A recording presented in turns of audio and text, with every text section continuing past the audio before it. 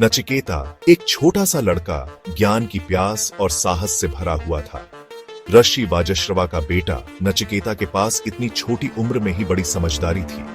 उसकी जिज्ञासा उसे एक असाधारण यात्रा पर ले गई, जीवन और मृत्यु के रहस्यों को समझने की खोज पर। एक दिन उसके पिता ने एक पवित्र अनुष्ठान किया, देवताओं को उपहार अर्पित किए। अपने पिता के अनुष्ठान में घटते विश्वास को देखकर नचिकेता ने दृढ़ विश्वास के साथ ऐसे प्रसादों के मूल्य पर सवाल उठाया। उसके मासूम सवाल, हालांकि शुद्ध इरादों से प्रेरित थे, उसके पिता को क्रोधित कर दिया। हताशा के क्षण में वाजश्रवा ने अनजाने में घोषित कर दिया, मैं तुम्हें मेरे बेटे यमराज मृत्यु के देवता को अर्पित करता हूं।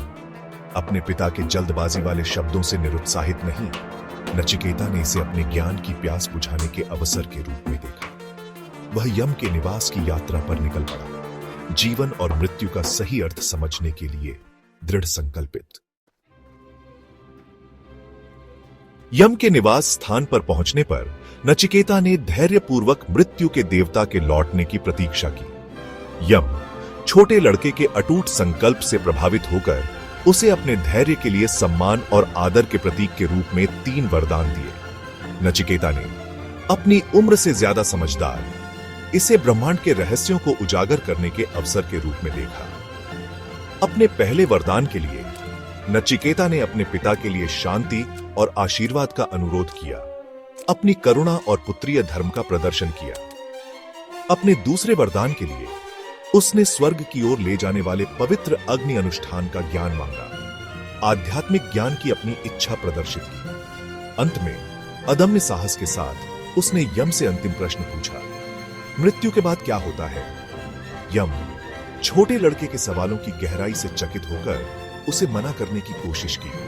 उसने उसे सांसारिक सुख, धन और यहां तक कि पृथ्वी पर प्रभुत्व की पेशकश की, अंतिम प्रश्न का उत्तर देने से बचने के लिए कुछ भी। लेकिन नचिकेता दृढ़ रहा, सच्चे ज्ञान की उसकी इच्छा सभी भौतिक प्रलोभनों से बढ़कर थी।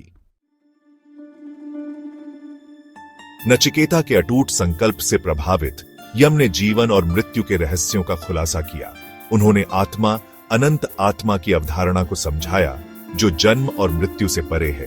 उन्होंने कर्म से प्रेरित पुनर्जन्म के चक्र और इस चक्र से मुक्त होने के लिए सच्चे ज्ञान की खोज के महत्व के बारे में बात की। यम ने भौतिक संसार की क्षणभंगुर प्रकृति और आत्मा की शाश्वत प्रकृति पर जोर दिया। उन्होंने सांसारिक इच्छाओं से खुद को अलग करने और अंदर ही अंदर सच्ची खुशी की तलाश करने के महत्व पर जोर दिया। नचिकेता ध्यान से सुनता रहा, हर शब्द को आत्मसात करता रहा। उसकी ज्ञान की प्यास आखिरकार बुझ गई। यम की शिक्षाएं केवल दार्शनिक प्रवचन नहीं थीं, बल्कि एक सार्थक जीवन जीने के लिए व्यावहारिक दिशा निर्देश थी। उन्होंने आत्म साक्षात्कार, एक सदाचारी जीवन जीने और परम सत्य की खोज के महत्व पर जोर दिया। यम के साथ नचिकेता का संवाद समय के पार चला जाता है और हिंदू पौराणिक कथाओं में सबसे गहन और प्रेरक कहानियों में से एक है। यह हमें सवाल करना, ज्ञान प्राप्त करना और साहस के साथ अपने डर का सामना करना सिखाता है। सच्चाई के लिए नचिकेता का अटूट प्रयास, सांसारिक प्रलोभनों से उसका अलगाव और जीवन और मृत्यु की उसकी गहरी समझ पीढ़ियों को प्रेरित करती रहती है। कठोपनिषद, जो इस कालातीत संवाद का वर्णन करता है, ज्ञान की किरण के रूप में कार्य करता है, जो हमें आत्म खोज और मुक्ति की ओर ले जाता है।